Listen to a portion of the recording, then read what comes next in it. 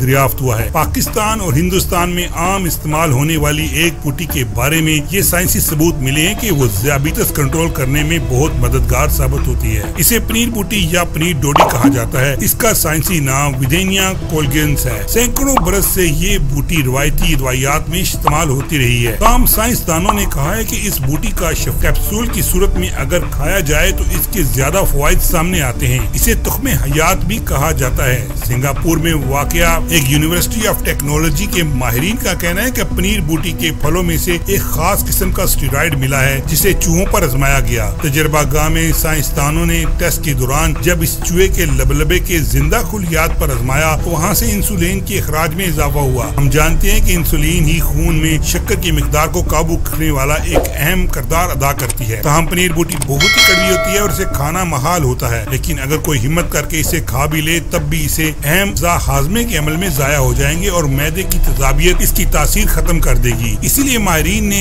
एक समुद्री मखलूक के खोल से बने हुए नीनो ज़रात इस्तेमाल किए और इनके अंदर दवा को रखा। इसी तरह पनीर बूटी के अहम अज्जा जिस्म के अंदर गहराई तक पहुँचते हैं और वहाँ जाकर शफा देने का काम शुरू कर देते हैं। इसके बाद कैप्सूल को ज़ियाबितस के मरीज चूहों को खिलाया गया जिनसे खून में ग्लूकोज की शरह में 40% तक कमी देखी गई। शायद यही वजह है कि